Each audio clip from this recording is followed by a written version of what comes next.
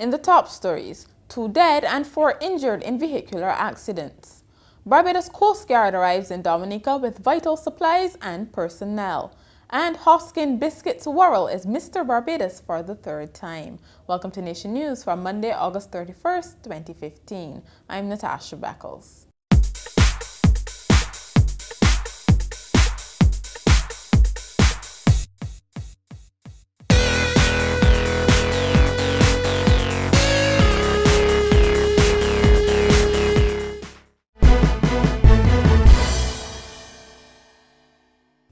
Two Cave Hill St. Michael women have lost their lives following a collision involving the car in which they were traveling and a pickup truck at the junction of Congo Road and Tranquility Drive, St. Philip. Dead are 49-year-old Michelle Gibson and 37-year-old Candice Clark. Miss Gibson, who was a front seat passenger, died at the scene, while Miss Clark, a back seat passenger, succumbed to her injuries at the Queen Elizabeth Hospital. The car was driven by 38-year-old Shanti Boyne of Early Tenantry, Cave Hill, while the truck was driven by 35-year-old Jonathan Brewster of Sealy Hall, St. John. Miss Boyne received facial injuries, while Mr. Brewster was treated for shock. Emergency officials also had to respond to a serious accident at Bagatelle, St. Thomas. It involved a car driven by 43-year-old Mark Cox of Silver Hill Christchurch and a Mack truck driven by 33-year-old Andrea Worrell of Blackrock, St. Michael. Mr. Cox and his passengers, 34-year-old Joanne Odell and 9-year-old Joelle Odell, had to be freed from the vehicle by the Barbados Fire Service. They were taken to the Queen Elizabeth Hospital for treatment. The Barbados Coast Guard arrived in storm-ravaged Dominica on Monday morning on the first of what could be several missions to that country.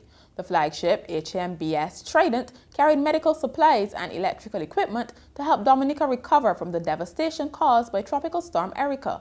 Also on the ship was a search and rescue team from the Barbados Fire Service and officials from the Caribbean Disaster Emergency Management Agency and the International Telecommunications Union. From Tuesday, the Trident's sister ships, the HMBS Leonard C. Banfield and the HMBS Rudy R. Lewis, will be making alternating trips to and from Dominica with supplies. The storm killed more than 20 people and left search parties looking for another half-dozen who are still missing.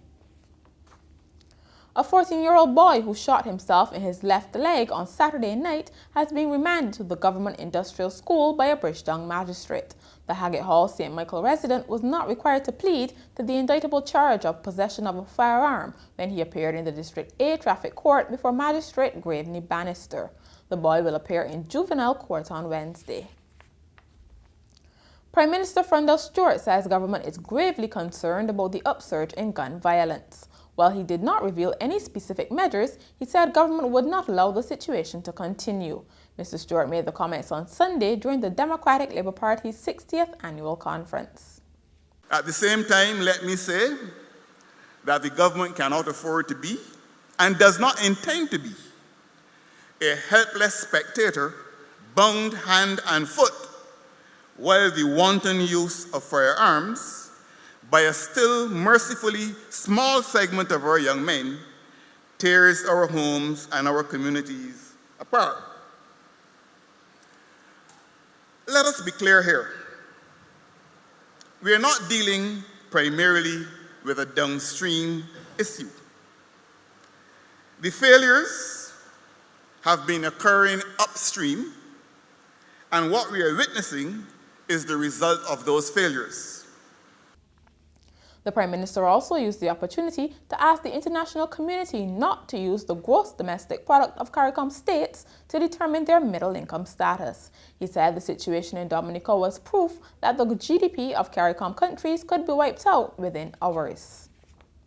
I want to take this opportunity to impress again on all those who have ears to hear that we must revisit this GDP per capita measure by which countries in CARICOM are graduated and labeled middle-income countries.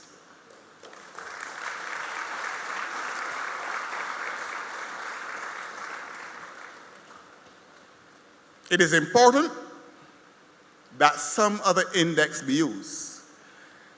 And whether it be Minister Sinkler or myself or Minister Lowe or Minister Essex, whoever goes abroad and has to speak on these matters, Minister Seeley, whoever goes, we make the point that rather than using GDP per capita, we should use an index called the vulnerability index, because we are all very vulnerable to natural disasters.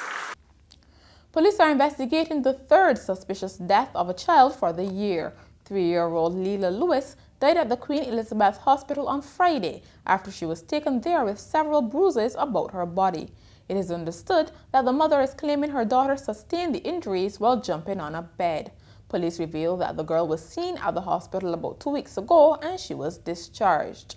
A post-mortem will be conducted. 2 union leaders say some employers in both the public and private sector are trying to weaken the labor movement. The charges come from General Secretary of the Barbados Workers Union, Tony Moore, and President of the Barbados Secondary Teachers Union, Mary Redmond. The concerns were raised on Saturday during separate speeches at the BWU's annual conference. Ms. Moore said she was seeing a kind of intimidation reflective of what had occurred in the United States and England. Meanwhile, Ms. Redmond said there's increasing disregard for the work of trade unions from people and institutions who should know better. On Sunday, fun and learning came together for scores of children, including some from the Nightingale Children's Home. As part of the Toy Rush Kids Carnival at the Usain Bolt Sports Complex, they played games based on mathematics, grammar, and basketball. The event was produced by Creative Fun Express, and proceeds will go to Nightingale's reintegration program. In sport, Hoskyn Biscuits Worrell has won the Mr Barbados title for the 3rd time. The 50-year-old bodybuilder breezed through the competition over the weekend in the absence of many of the big names. Shakira Dougling claimed the bikini fitness title, while Ryan Haynes is the new king of men's physique. Nikita Robinson was the sole entrant in the women's fitness competition. And finally, a San Francisco man has won $1 million in the California lottery after buying a winning ticket with money he found at the airport. The California lottery said Hubert Tang had not bought a lottery ticket in 10 years, but when he found a $20 bill on the street, he used it to buy 2 scratch-off tickets. One of them led to the $1 million top prize. He told the lottery he was in shock when he won. And that's Nation News for Monday. For more news, log on to nationnews.com, as well as YouTube, Facebook, and Twitter. Remember to pick up your Daily Nation on Tuesday or subscribe to our e-paper. Thank you so much for joining us.